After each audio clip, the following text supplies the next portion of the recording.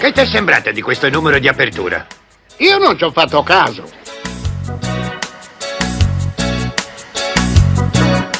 Ma buongiorno Renzo, siamo qua. Professor Maggi. Con questa nuova puntata numero 0 dello Sprizzetto negli studi di Prima Free.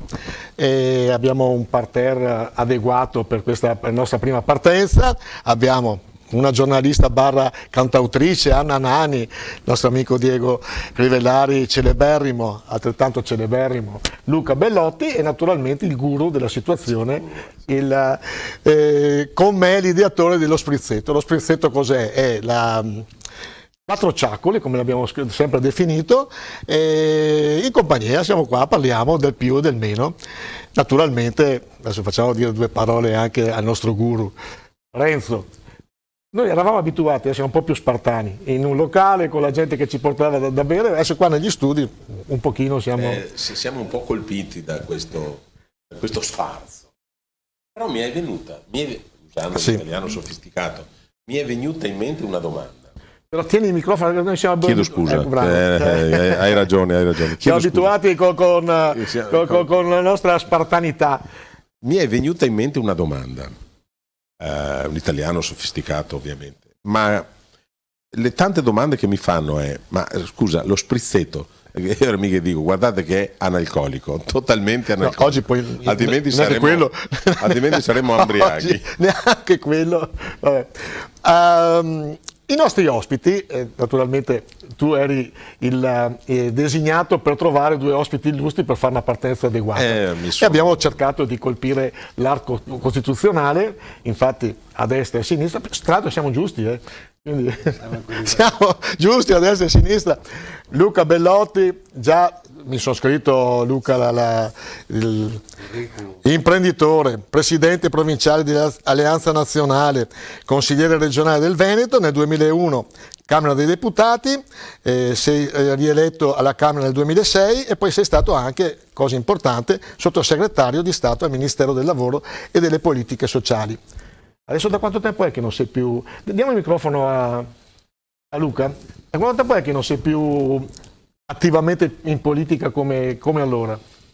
Attivamente nelle istituzioni ormai sono quasi 10 anni che esco dal Parlamento, però insomma la politica essendo un virus che uno ha nel sangue è sempre viva, attiva, partecipativa, quindi quando mi invitano a qualche convegno vado sempre volentieri, capito? Quindi in realtà non sono mai definitivamente uscito, anche perché quando sono entrato proprio per questa passione che c'è, quindi la passione esiste sempre, poi magari uno entra nelle istituzioni, però dopo magari esce anche dalle istituzioni, ma questo sentimento rimane. Però a te piacerebbe rientrare, perché so... Ma sì, che per esempio, posso dirlo Lorenzo? Ma sì, è una candidatura ormai... Insomma, lo fai il sindaco o no?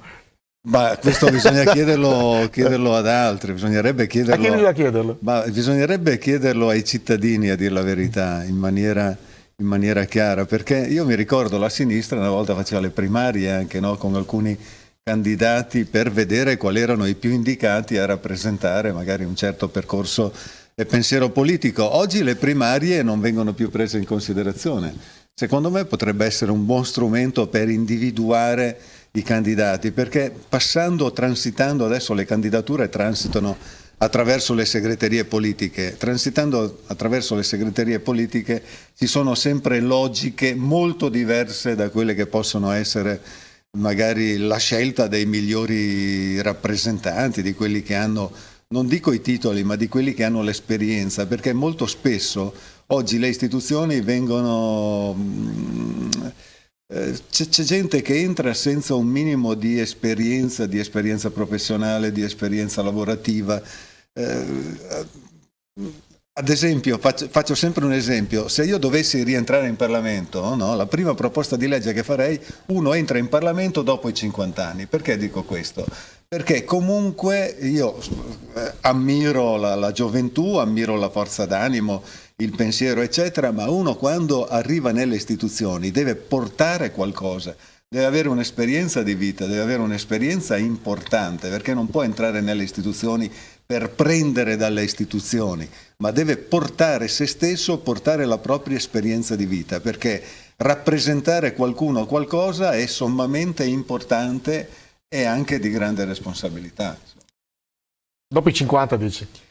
Sì. No, perché, tu saresti fuori, eh? No, per poco, ma tu non hai ancora 50 anni. A lui gli diamo uno di 20 anni porta le sue Ma aspetti, per restituire dignità, no, all'istituzione, provocazioni sono utili anche.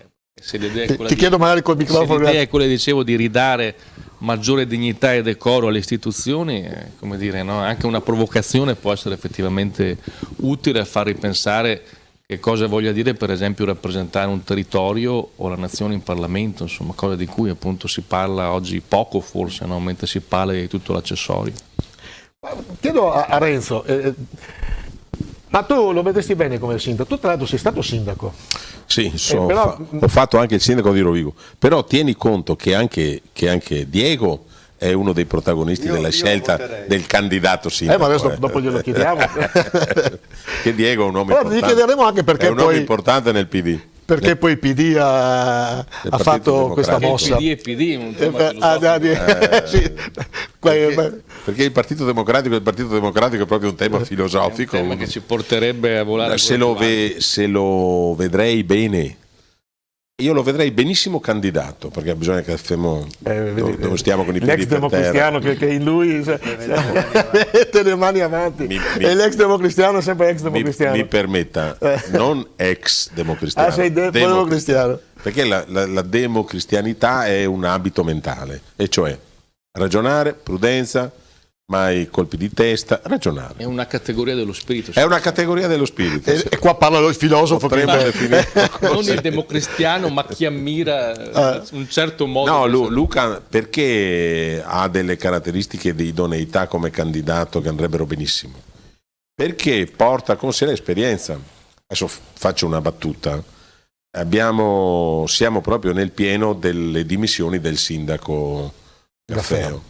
Il professor Gaffeo, che si è dimesso, cenando con due o tre amici e le loro mogli l'altra sera, mi ricordo una signora non proprio acuta, ma disse: bene, adesso dobbiamo mettere una persona nuova perché ci vogliono dei nuovi, ci vogliono dei giovani, ci vogliono dei nuovi. Dico: signora, non posso dirle ciò che penso realmente perché sarei quasi al turpiloquio, ma guardi che gli ultimi tre, uno, fermo i nomi, professor Gaffeo mai fatto l'amministratore in vita sua, quindi l'ha fatto per la prima volta. Bergamin mai fatto l'amministratore in vita sua, e prima c'era il medico, il nostro amico Piva, mai fatto l'amministratore in vita sua. Uno che fa l'amministratore, e ho finito, soprattutto il sindaco, il giorno che si insedia deve, possibilmente il giorno dopo, meglio ancora se un giorno prima, sapere più o meno già cosa fare, altrimenti sono tutti tempi. Uno nuovo, nuovissimo, diciamo, ma bravo che ha tutta la sua gioventù, non discuto, ma fare il sindaco del comune capoluogo vuol dire affrontare immediatamente problemi complessi, tanto è vero, i cittadini vogliono subito. Tra l'altro, dopo 100 giorni, cosa hai fatto in 100 giorni? Anche sarebbe da coparli. Tu cosa faresti i primi 100 giorni? Detto che hai già più di 50 anni, quindi ne hai facoltà. Sì, ne ha compiuti 51 l'altro giorno. Sì, 51 l'altro giorno, vi ringrazio per questo attestato.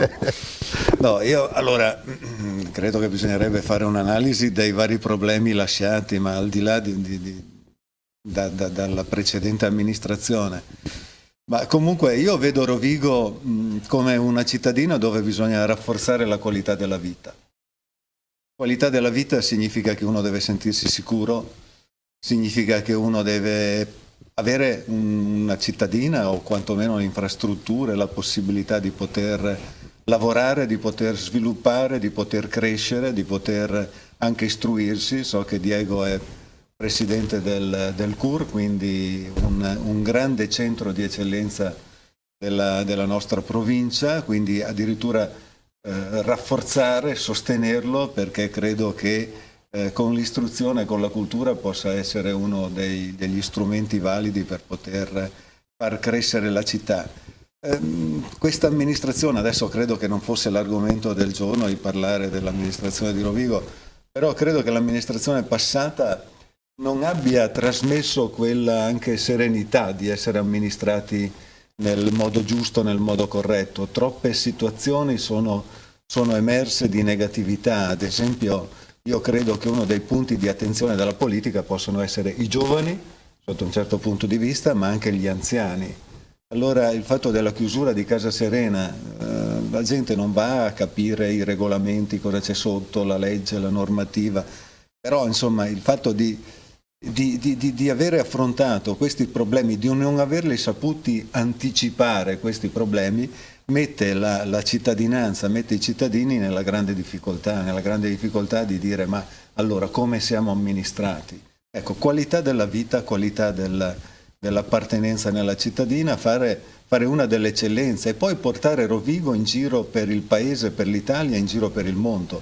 Rovigo deve essere la porta del delta del Po, quindi la porta del Polesine, anche con una vitalità che recentemente mi sembra venuta molto meno. Io confronto sempre Ferrara-Rovigo perché insomma molti di noi parlano lo slang non veneto, ma io stesso parlo. Tu in particolare? Io parlo lo slang rivierasco, mezzo ferrarese. Ferrara è una città che negli ultimi 5 anni con Fabbri è cresciuta a livello nazionale e anche a livello internazionale con questi grandi concerti che hanno fatto, ma anche come qualità della vita. Hanno recuperato dei parchi o degli ambiti territoriali che prima erano in mano ai tossicodipendenti, quindi hanno comunque nella cittadina si respira un'aria positiva di innovazione, cosa che purtroppo non mi sembra appartenere all'ultima amministrazione di Rovigo. Allora noi abbiamo anche come ospite Anna Nani, la nostra amica che tra l'altro è una cantautrice, giornalista tra l'altro importante, firma che ci cade il microfono e poi ci troviamo il debito qua con l'editore. Anna, faccio un piccolo curriculum, hai fatto un album che si chiama Shake. Sake? No, non è Shake. Sake. Shake era un retaggio della mia gioventù. Sì, Shake è un'altra cosa. Sake, come la bevanda giapponese. E com'è andato? È andato abbastanza bene, ormai a 5-6 anni sarebbe ora di fare quello nuovo e stiamo lavorando, vediamo se difficoltà esce per fare quello qualcosa. nuovo quali sono? Al di là delle economie. Che sono fondamentali, Sì. direi mettere insieme la squadra di lavoro in questo momento, perché vorrei trovare un suono nuovo, un po' diverso, però che segua sempre la mia inclinazione di gatta da pelare, ecco, perché mi hanno soprannominato molto spesso che sono una gatta da pelare musicalmente parlando, e quindi Tu hai vinto il premio visto che siamo per Spazio televisione, d'autore. insomma non potevo dire altre parole, però ecco, quello è. Tu hai il premio Spazio d'autore, ex premio Rino Gaetano. Rino Gaetano è un po' la tua musa ispiratrice, o sbaglio? Sì, è il mio mito. Ne ho molti, a me piace molto quel filone lì, da Rino Gaetano a Gaber, Iannacci, insomma tutto quel filone un po' che dice le cose un po' ridendo, ma dice delle cose serissime molto spesso, ecco. E quindi a questo punto facciamo sentire la tua canzone.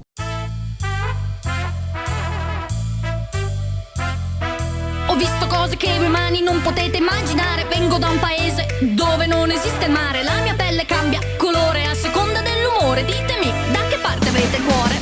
Mi potreste spiegare per favore la storia delle elezioni? Che senso andare a votare se le promesse sono opinioni? Vi darò lavoro e fede nel futuro, il libro dei sogni all'incanto, perché non vi offrono in cambio oro puro. Sono sirene che usano il canto. Sapete che vi dico, votate per me. Sono un alieno, onesto più di un re. Vi ciberò con dell'ottimo patè, brindando con questo sake.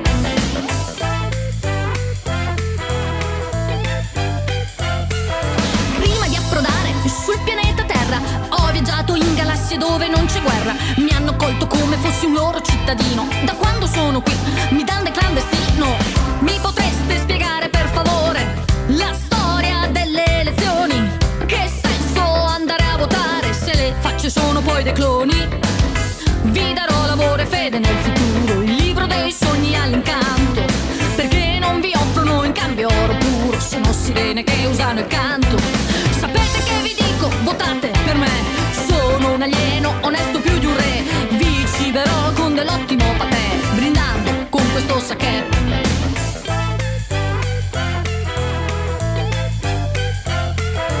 Sono atterrato per un guasto al motore, vengo da un paese dove non c'è dolore, non so cosa sia la violenza, essere diversi da noi è un'eccellenza.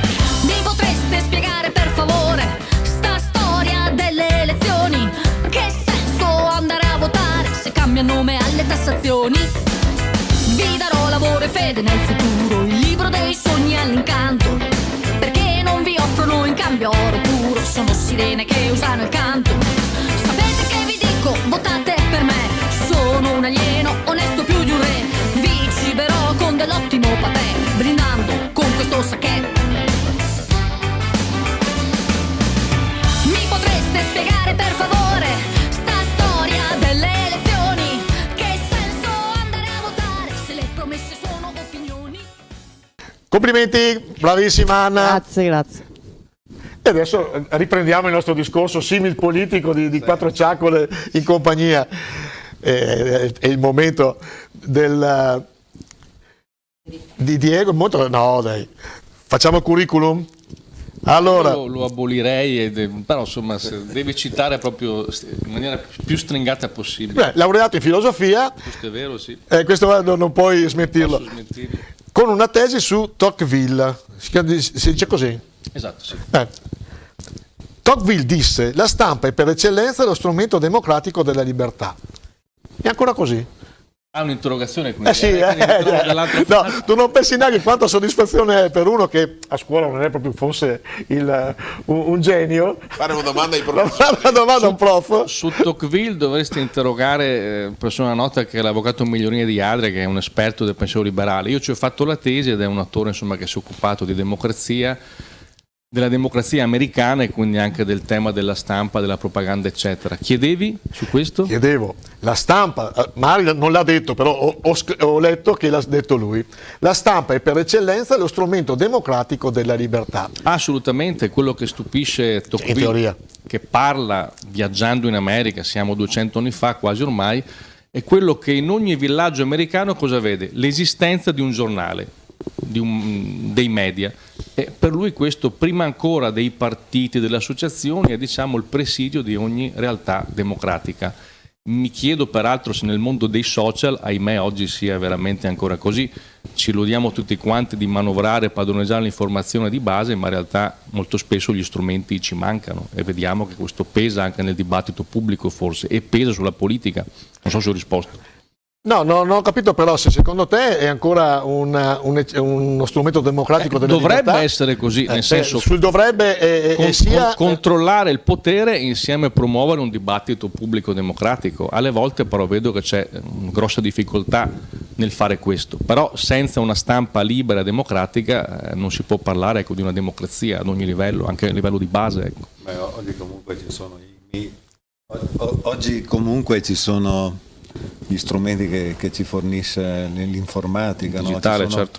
Il digitale che ci dà la possibilità di, casomai credo che il problema odierno sia come riuscire a capire la verità delle informazioni, perché ci sono talmente tante informazioni che uno non sa a volte qual è quella corretta, qual è quella giusta. Le fake news credo che stiano diventando il vero problema oggi delle informazioni. Se 200 anni fa Tocqueville ha detto, insomma, no, alla base del processo democratico c'è la necessità di avere una stampa libera e una stampa diffusa, oggi credo che il problema sia proprio quello di scegliere qual è la stampa, qual è l'informazione che rappresenta la verità.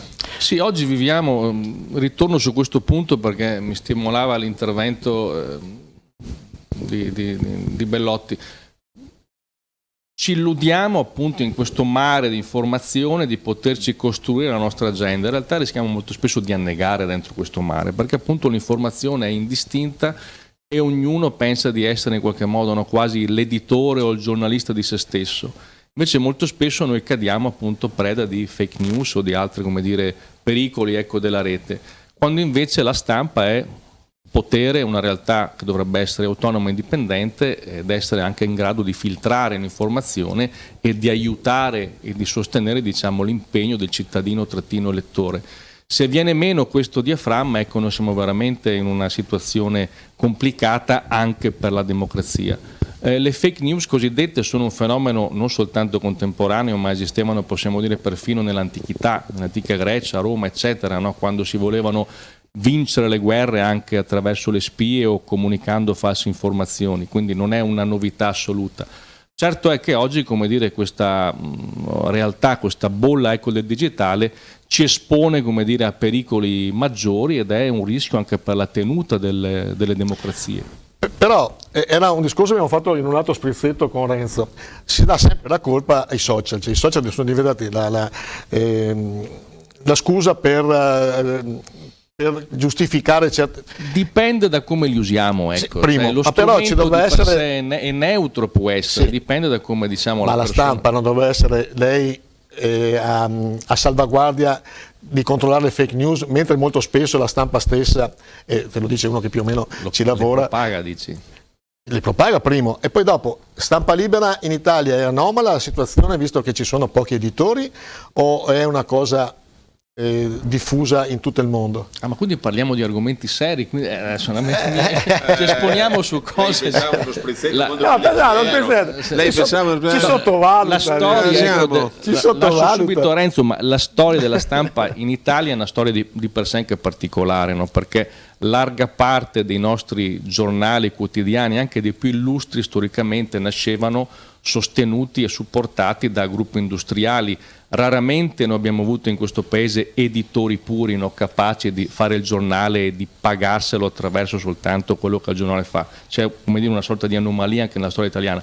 Poi è chiaro che oggi, quando appunto viviamo in questa mega bolla del digitale, è ancora più complicato fare stampa cartaceo e digitale, filtrando e veicolando in maniera seria un mondo così anarchico di microagenzie, di gente che di professione disinforma, non informa, quindi è una realtà molto complessa. Ripeto, lo strumento dei social di per sé apre la via anche a tante novità interessanti e io stesso fruisco e li utilizzo in prima persona, quindi non li abbandonerei mai. Certo che manca, secondo me, un equilibrio e soprattutto manca una possibilità oggi per la stampa di poter salvaguardare il suo ruolo senza temere di essere sorpassata da questi fenomeni. È un problema vero, ecco, questo volevo dire. È verissimo, però passando dal serio al serissimo, al un po' più faccente. Ci ha già sgridato? Ci ha già sgridato. Mi aspettavo una cosa più informale. No, tu sei professore dentro. No, ma quando esce una parola più difficile si accende magari la lucetta, scendiamo un po' di livello. Se no...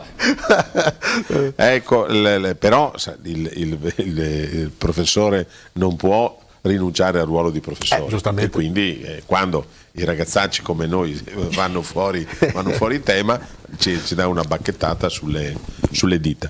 Metto, come si dice in questi casi, i piedi nel piatto.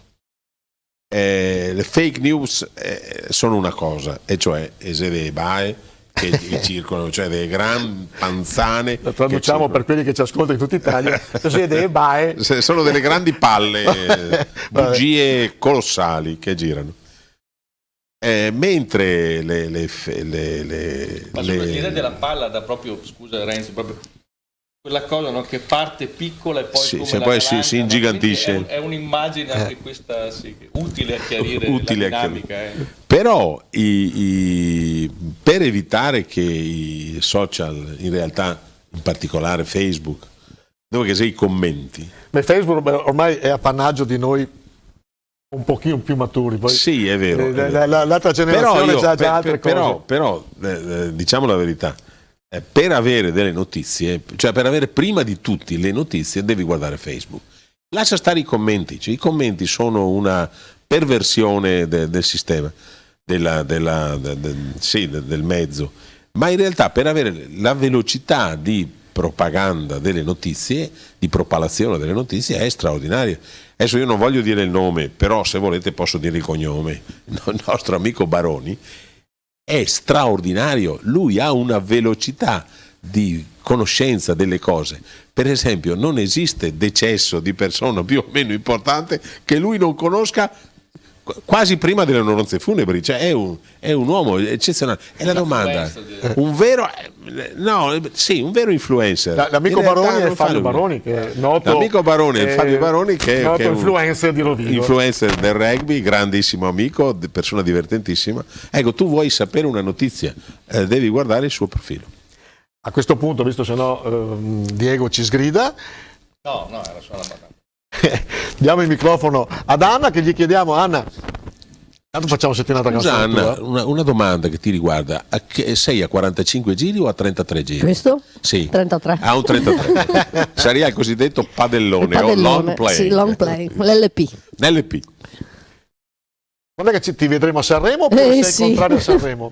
No, io non sono contrario a Sanremo, ci andrei più che volentieri se mi ci facessero andare, però non Basta ho le... chi me chiama. Ecco, ma non ho le conoscenze adatte per poterci andare. Ma insomma. fra poco c'è Sanremo, tu hai già letto tutti i testi. Ho letto tutti i testi e Ecco, preferisco non esprimermi. No, caspita, ne vogliamo saperne. No, allora, a me personalmente, ma non perché mi piaccia l'artista già in sé, quello che mi piace di più al momento è quello di Fiorella Mannoia, che per me se la batte con Loredana Bertè, col testo della canzone di Loredana Bertè. Però Parlo come testo. Sei vintage anche tu, però. Sì, però ripeto, siccome io cerco nei testi che ci sia una certa costruzione, una certa sintassi, un certo modo di scrivere, se io leggo a me già mi scatta Licenza poetica. Se proponessimo anche Sanremo dei 50 in su, che sarebbe forse l'ideale. Tu non ci sei Così ancora. forse tra 3-4 anni ci arrivo. Diego, il microfono. No, non ho ambizioni canore, dicevo, agganciandomi prima alla proposta e provocazione. Se rendessimo Sanremo più serio proponendolo per i cinquantenni e oltre, lo rendiamo, appunto, citavi.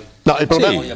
No, perdono solo la metà dei Achille telespettatori. Lauro, aspettiamo qualche annetto e quindi intanto Però facciamo il problema ecco, non solo questo, scusa. però il problema fondamentale sono le economie. Tu quanto tempo è che non compri un disco? Adesso mi fai una domanda.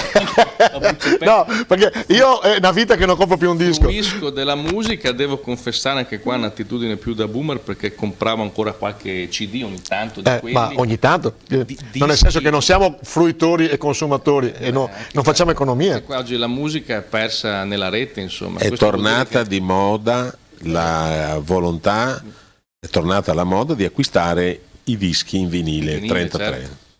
La generazione mia il vinile era già... No, ma è tornata una cosa proprio di Adesso è moda. tornato per gli amatori, certo. Vuoi mettere oggi con Il microfono.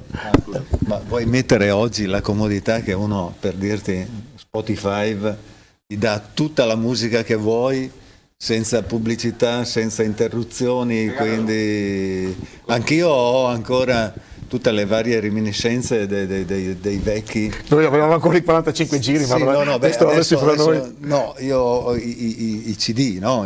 Ah. I compact disc, ne ho veramente tanti, però non li ascolto più perché diventa molto più facile usufruire, utilizzare, avere musica attraverso quella che chiamano la musica fluida, no? attraverso Però una internet. volta davano per esempio i dischi di platino piuttosto che dischi d'oro e quant'altro, li davano con milionate Sì, ma una di volta- dischi reali una volta venduti. quando usciva Adesso con 100.000 visualizzazioni, disco d'oro, cioè, Sono passate le visualizzazioni. è una cosa che... Vuoi mettere l'emozione una volta di prendere il disco, di prendere il CD, di aprire il CD, quel senso anche Ma per fisico. fisico, sì, no, ma io non sono contraria, per carità. Fantastico, e poi dopo associato alla musica che la mettevi su a ripetizione, insomma, E poi il movimento aveva era bellissimo. 30 anni Adesso- di meno.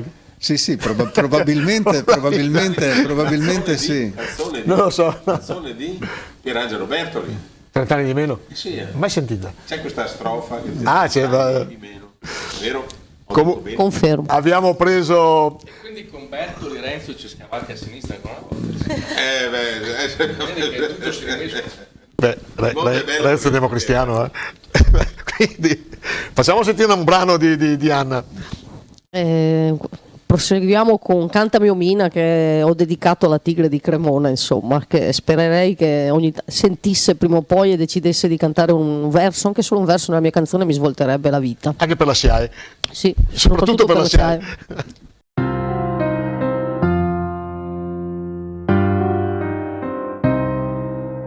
Dicono che non basti il talento, ma serve avere in poppa il vento. Dicono serve un santo in paradiso, o da una vita padre indovino appeso.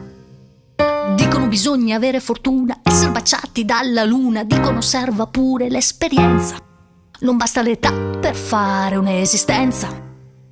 Cantami Omina di Cremona Tigre, una parola sola in una canzone. Pescami dal mazzo di quei 1000, regalami una soddisfazione. Per sbaglio e per errore prestami la voce. Cantami Omina prima che vada in pace. Diventa il remida delle mie parole d'oro. Tendimi la voce, fammi uscire dal coro.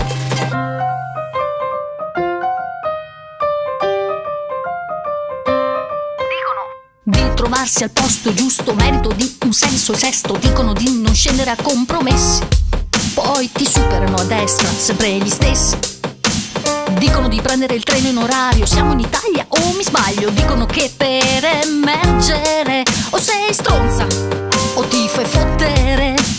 Cantami Omina di Cremona Tigre, una parola sola in una canzone. Pescami dal mazzo di quei 1000, regalami una soddisfazione.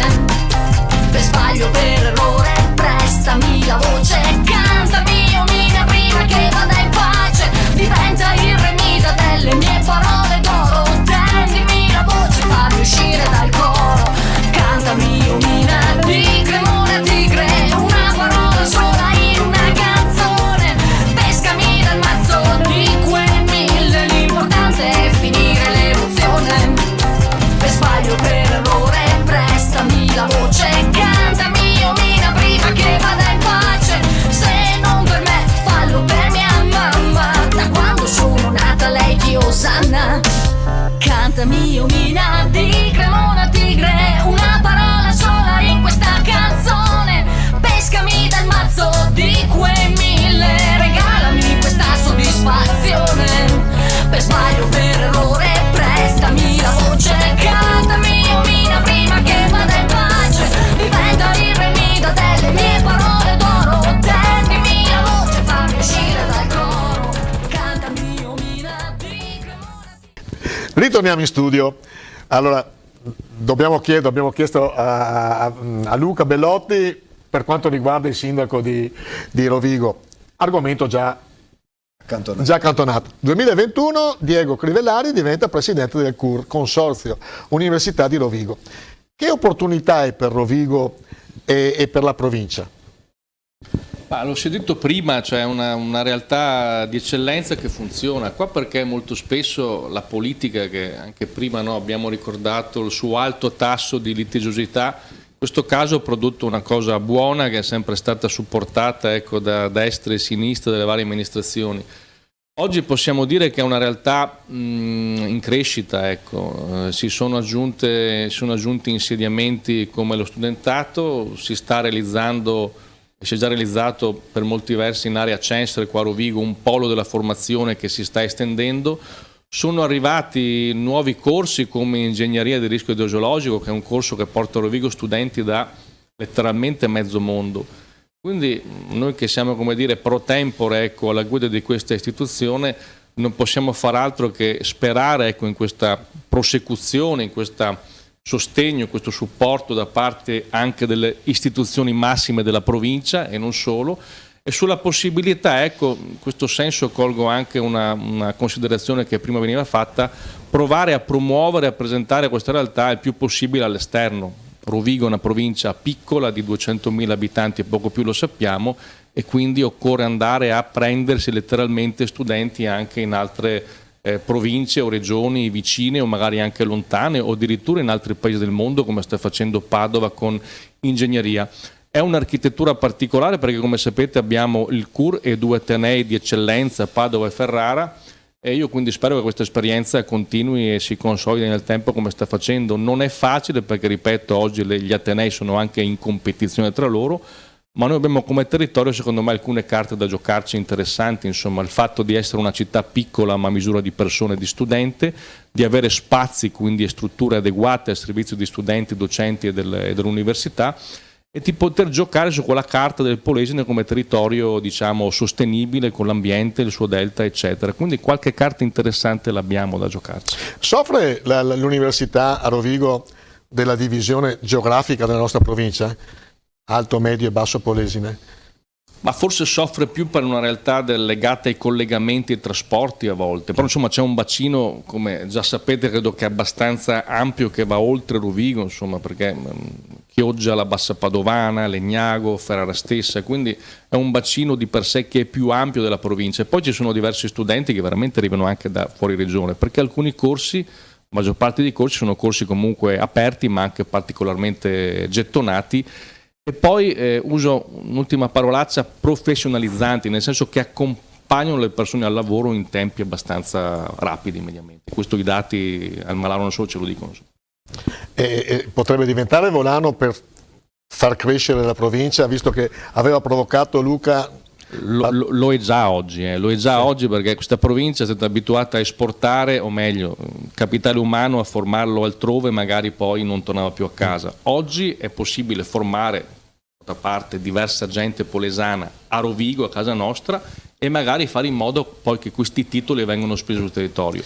Certo, ad oggi non è sempre così, anzi forse questi sono ancora una minoranza, però adesso io andrei oltre, diciamo, la retorica, no, del declino eccetera, perché già oggi questo polo contribuisce a far crescere quello che di buono c'è in una realtà come il Polesine, certo in una cornice che va rafforzata, accompagnata, siamo d'accordo su questo, ma da solo non basta. Quello che ho sempre pensato io è che l'università dovesse essere veramente oltre a un punto di riferimento, il volano sul quale partire o ripartire lo sviluppo del nostro territorio e collegare anche gli studi, ma vedo che state facendo passi importanti in avanti in questa direzione, ad esempio su quelle che sono le caratteristiche ambientali. Io ad esempio nell'immaginario tenterei di portare tutte le tecnologie, i corsi di studio che riguardano la produzione di energia, perché noi nell'immaginario collettivo, la centrale di Polesine e Camerini, siamo stati comunque un riferimento. Oggi lo siamo anche in termini sociali per quanto riguarda i pannelli fotovoltaici. La nostra provincia credo che abbia la densità maggiore del Veneto. Poi anche gli studi sull'idraulica, sul territorio, come prima accennava Crivellari. Poi la questione anche dell'ambiente, quindi ha le carte in regola per diventare un punto di eccellenza, ma un punto di eccellenza collegata anche alla nostra storia, al nostro territorio, quindi è assolutamente importante. Scendiamo a terra. Ho visto che stava scendiamo. No. Scendiamo sull'argine che guardavamo. No, voi avete profili europei. Invece io l'università riesce anche a creare delle condizioni di investimento. Perché? Privato. Perché c'è un privato a Rovigo che ha comprato al grezzo, perché l'azienda si era fermata per strada, come tante purtroppo, però ha comprato un vecchio albergo, il cosiddetto Granatiere, e da quell'albergo verrà fuori uno studentato, perché il proprietario lo mette a disposizione, lo mette nel mercato, e questo determina il fatto che finalmente si inverte l'ordine dei fattori, cioè l'università non chiede solo al pubblico soldi perché se non ci fosse la fondazione, insomma, noi non parleremo di università, la fondazione della Cassa di Risparmio non parleremo. Invece viene restituito al territorio e guardate, c'è stato anche un investimento, sono decine e decine e decine di appartamenti, quindi quando entrerà in funzione. Quindi noi stiamo, come hanno detto bene Crivellari e Bellotti, stiamo diventando un piccolo polo, piccolo ma interessantissimo, perché risolviamo tanti problemi di qualità della vita. Non Prego, onorevole. dimentichiamo l'altro polo di eccellenza che è il conservatorio, insomma. Anche quello fa parte dell'alta formazione, quindi è sempre parte di Lei questo è, circuito. lei è sempre ecumenico. No, lei è ecumenico sempre no, ma ecumenico. nel senso che è giusto ricordarlo, perché poi quando parliamo appunto di queste realtà nuove, di insediamenti, riguardano anche quel tipo di formazione di eccellenza che appunto... Così diciamo a tutti che la provincia di Rovigo, insieme a Napoli, è l'unica provincia in Italia ad avere 2 conservatori. Rovigo e Adria. Rovigo e Adria. Tra l'altro un'eccellenza che Adria, quindi Assolutamente. sì, quindi abbiamo due come dire, conservatori eccellenti. salvaguardati e promossi sono veramente poi... Perché altrimenti il professor Maggi non va più a casa se lui non difende la capitale del Basso Polesine. Io Copa, quindi deve, ovviamente È vero, ha però, fatto bene. però anche Bellotti ha detto i pannelli fotovoltaici, però pensava al suo territorio. Beh, fotovoltaica dappertutto. Però ricordando che... Guarda, io sono stato all'epoca, negli inizi degli anni 2000, uno dei promotori, assieme ad Alemanno, delle produzioni dell'agricoltura che produce energia. Qual era l'obiettivo? Qual era lo scopo? Lo scopo era quello di dare uno strumento economico in più agli agricoltori, perché l'agricoltura era in sofferenza, l'agricoltura è a basso reddito, in agricoltura siamo alle soglie della povertà, prova ne sia anche dei movimenti, degli scioperi odierni che non riguardano solo l'Italia ma riguardano l'Europa. E allora l'obiettivo era quello di pensare che un agricoltore in un piccolo pezzo di terreno, magari noi le chiamiamo le punte, no? Di poter utilizzare questi spazi per creare fotovoltaico, per dare reddito. Qual è stato il problema? Il problema è stato che non si è impossessato il mondo dell'agricoltura, della produzione dell'energia, ma è stato il mondo dell'industria, il mondo della finanza che ha visto un business importante e che è passato in avanti. Quindi lì bisognerebbe veramente creare quantomeno dei tavoli di riferimento per poter tentare di uscire da questa situazione. Adesso so che il mondo agricolo si sta ribellando all'utilizzo e al consumo del suolo, però bisogna anche interrogarsi sul fatto che noi chiediamo qualità nel settore agroalimentare, ma dobbiamo mantenere e dobbiamo far guadagnare gli agricoltori. Oggi gli agricoltori sono sotto soglia di povertà, per cui anche il fotovoltaico secondo me è un piccolo strumento per le piccole aziende per poter creare reddito, per poter vivere o sopravvivere, insomma. Come diceva l'onorevole Crivellari, lo sprissetto è planato nella quotidianità dei problemi anche importanti, perché l'ultimo intervento è idoneo a... Allora tocca sempre a me rompere le scatole e tornare alle battute. Faccio io una domanda a Maggi, che è il dispensatore di domande. Si invertiamo, cambiando l'ordine di fattori, però che non cambia, ci hanno insegnato a scuola, il prodotto non cambia. Prof. Questa roba rischio di mettermi in difficoltà. Professor Maggi, ma lei da Basso Polesano centrico che ha però fatto successo in tutto il Polesine, non ci ha mai detto che cosa pensa realmente del comune capoluogo?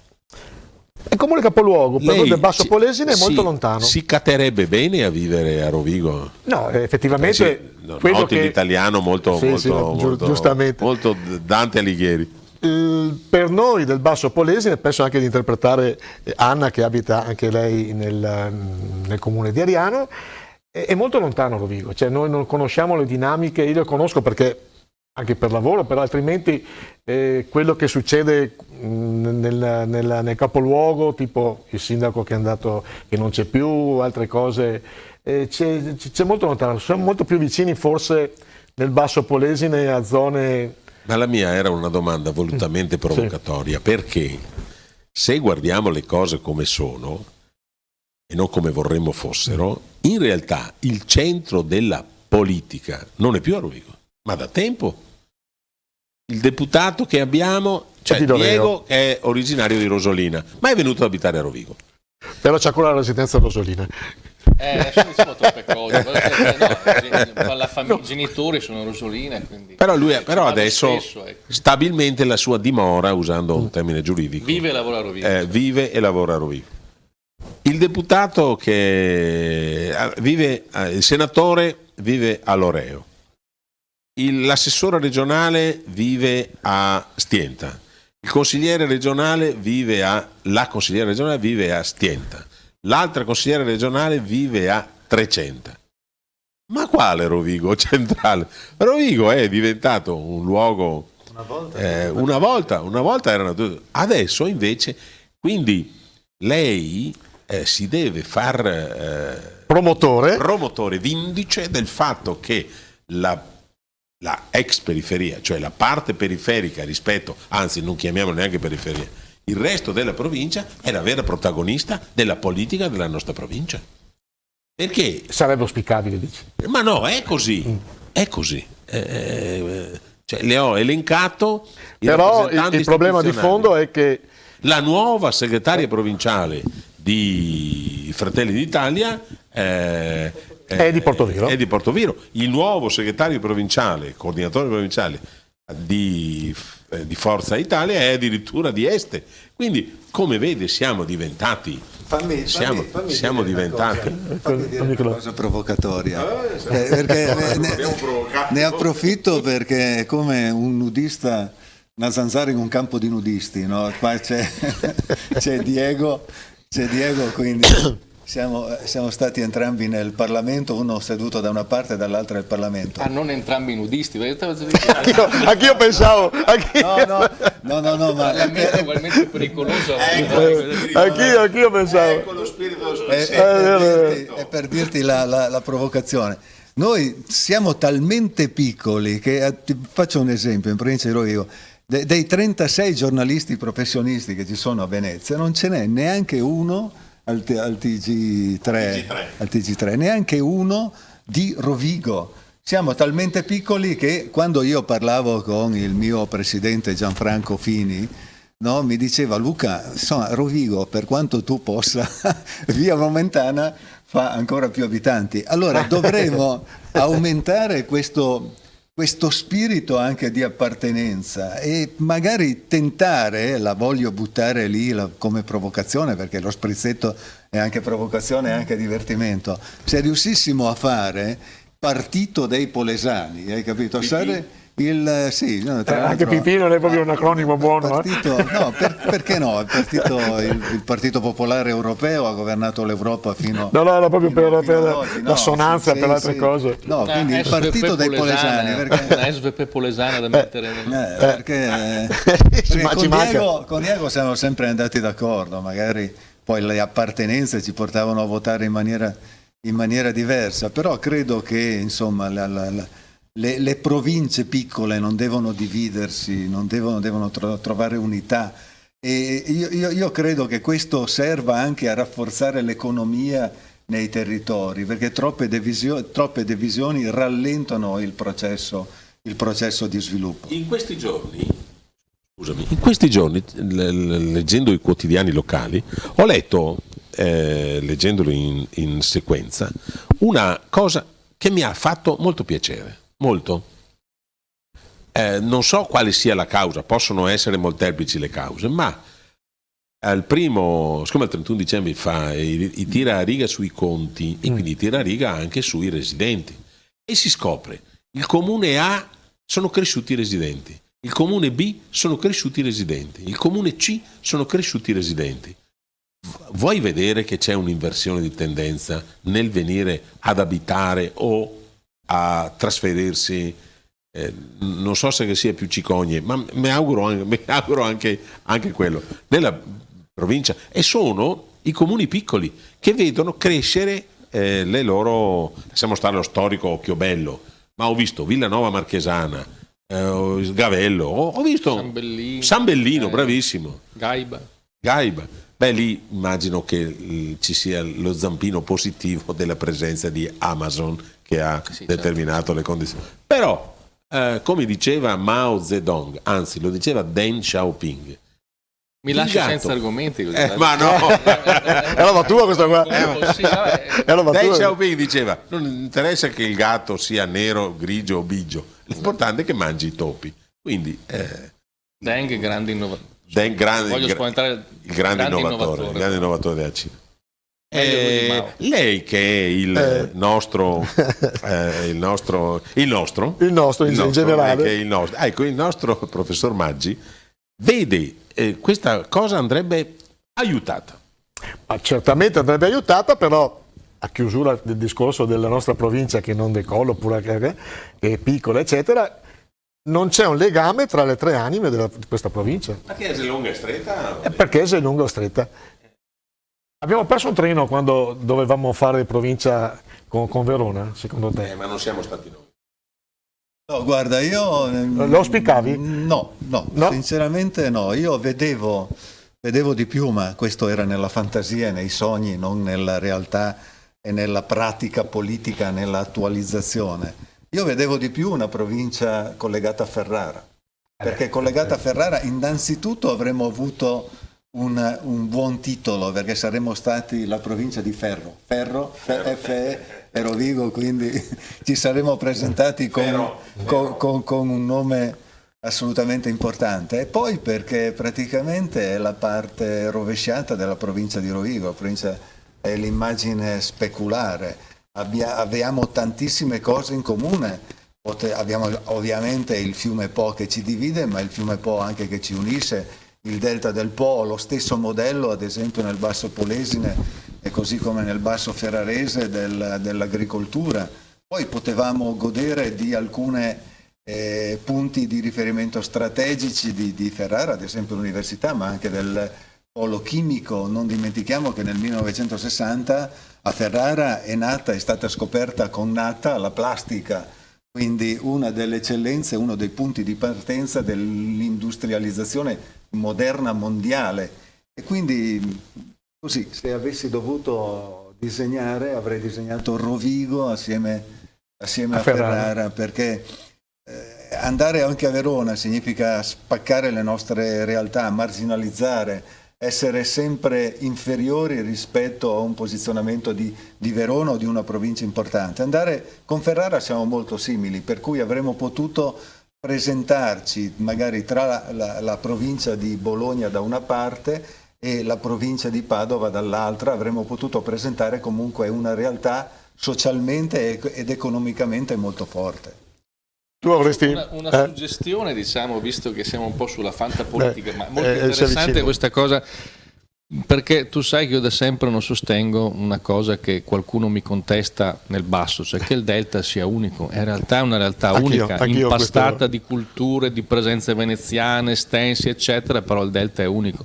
Vedere due parchi, ecco, soltanto da un punto di vista politico-amministrativo, così separati che si guardano, ma non è tanto il tema del parco che è una realtà, come dire, appunto amministrativa, è proprio il tema del delta come territorio, diciamo unico, straordinario, e che è, come dire, pericoloso dividere così, no? Tracciare un confine come se fossero due entità che non si parlano o due mere entità amministrative. Quindi questa è una suggestione interessante, una provincia padana più grossa, ma ormai penso che siamo nell'ambito della appunto fantapolitica, perché mi pare che quel treno sia stato perso. Altra suggestione posso dirti da ex cittadino di Rosolina invece un legame del delta con la città metropolitana di Venezia, storicamente più fondato. Certo è che se dovessi poi chiudere in 30 secondi su una cosa di cui prima si discuteva, il problema di Rovigo in sé è la difficoltà ad essere capoluogo, ad essere attrattivo. Poi di per sé Rovigo è una città vivibilissima in cui si vive anche mediamente bene, con servizi eccetera.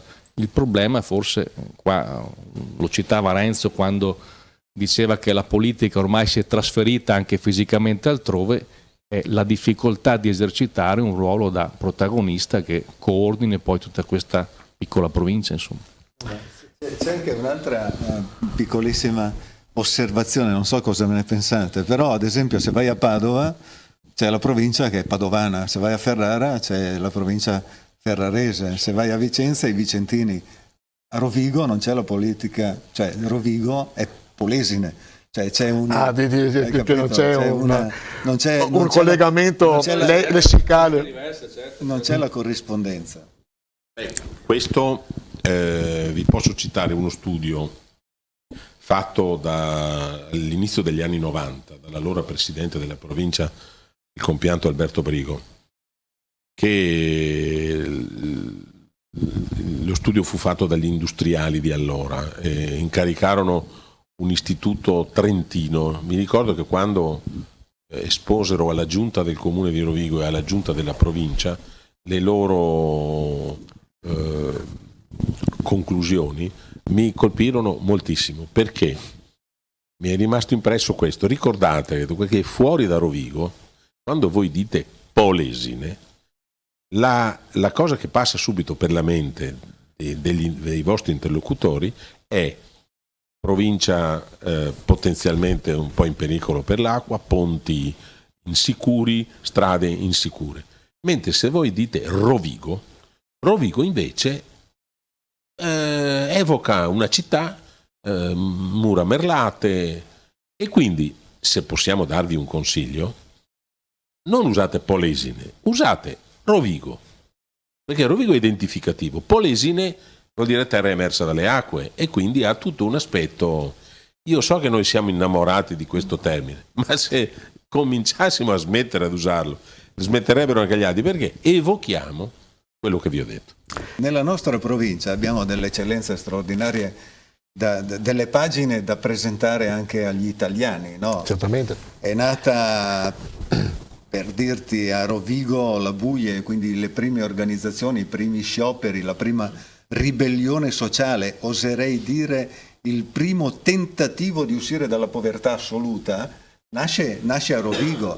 A Rovigo abbiamo avuto gli insediamenti delle prime pompe idrauliche alla fine del 1700 a San Martino di Venezia, per cui era una eccezione all'epoca, no? Quindi le prime risposte ai fenomeni delle alluvioni nascono a Rovigo. A Rovigo nel 1910 abbiamo avuto il più grande zuccherificio italiano fatto con i risparmi dei contadini. Abbiamo avuto delle Matteoli, un emblema del simbolo della libertà. Quindi abbiamo avuto delle cose straordinarie e importanti. Abbiamo un po' rallentato, probabilmente dopo l'alluvione del 51, il fatto di perdere un terzo della popolazione, probabilmente se ne sono andati quelli maggiormente attivi, quelli maggiormente in grado, creativi, e quindi stiamo soffrendo un po', ma io credo che potremmo sicuramente recuperare. Vi racconto un piccolissimo 30 secondi, esempio però di mentalità. Io con all'epoca mio grande amico Saccardin, presidente della provincia, all'epoca c'era anche Renzo Marangon, abbiamo fatto una legge regionale per i 50 anni per il ricordo dell'alluvione del Polesine, dove io ero assessore al bilancio, avevamo messo una cifra importante all'epoca, no? E con Saccardin mi ricordo che all'epoca la provincia di Rovigo era punto di riferimento di Zucchero, sai, il cantante. Sì, no? perché poi c'era una casa discografica poi vicino. E allora con Zucchero alla fine eravamo in simpatia e ci eravamo messi d'accordo. Vi ricordate quando Zucchero faceva tutte le tournée in giro per il mondo, faceva River, la canzone sul Mississippi, eccetera. Allora dico, senti, ma inventati qualcosa e fai il nostro portavoce fuori al mondo, no, della provincia di Rovigo, di questo delta meraviglioso, facendo qualche concerto, eccetera. E io pensavo, dico con Saccardin, senti, utilizza questi soldi che noi ti abbiamo dato per questa promozione. E invece, insomma, abbiamo fatto una promozione, le solite mostre fotografiche a Marcore, eccetera. Quindi abbiamo bisogno, noi polesani, anche di fare un salto, di crederci, ecco, di credere che possiamo fare un salto di qualità, credere che la nostra provincia, anche se guardiamo al passato, perché conta molto il passato, abbia questa grande possibilità di crescere e di svilupparsi. Insomma. Ringraziamo innanzitutto il mio mentore, il mio guru Renzo Marangon. Guardi, professor Maggi, io ho sempre l'impressione che il microfono dice. Io mi chiedo scusa. Guardi, professor Maggi, ho sempre l'impressione che lei mi prenda bellamente per i fondelli. Ma la cosa mi piace. Andiamo avanti. Ringraziamo Luca Bellotti. Grazie a voi. Che è stato simpaticissimo. Che poi tra l'altro ci ha dato degli spunti importanti. Molto. Non parliamo e non guffiamo sulle tue aspirazioni politiche, ma questa è un'altra storia. Poi, però ci prometti, nell'eventualità che succeda, che viene a fare uno sprizzetto. Va bene, toccando ferro. Questo sempre indipendentemente va bene. dal futuro politico che potrà Quindi è sempre piacevole, sempre volentieri. E poi dobbiamo ricordare che prima Free è veramente un esempio di una TV libera, tra l'altro in provincia di Rovigo, quindi ne facciamo anche uno spot pubblicitario a sostegno di questa bellissima trasmissione, di questa bellissima rete e del suo editore Brunello. Ecco, tra l'altro che è riuscito a resistere in un momento particolare facendo diventare la sua televisione nazionale. Quindi ad Alessandro Brunello i complimenti assoluti. Il 170 è visto in tutta Italia, quindi ci possono seguire da Palermo a Milano a Varese. Io sono ogni tanto ospite dell'incontenibile Spatalino, e quindi arrivano telefonate da tutte le parti, e il fatto di poter trasmettere da Rovigo credo che possa essere per tutti noi motivo di vanto, di soddisfazione, e anche uno strumento per poter far crescere il territorio, perché noi abbiamo bisogno di pubblicità. Perfetto, ringraziamo naturalmente Diego Crivellari e Anna Nani. Noi vi aspettiamo, questo qua è una porta zero. Adesso rodiamo un pochino il sistema, il format, però sappiate che siete sempre graditissimi ospiti. Quando volete venire ci farebbe un enorme piacere. Allora, la prossima volta ci organizziamo, perché sappiamo che Diego è un bravo cantante. Davvero? No, ma improvviso. No. Non poniamo limiti. Sì, è vero. Grazie a tutti.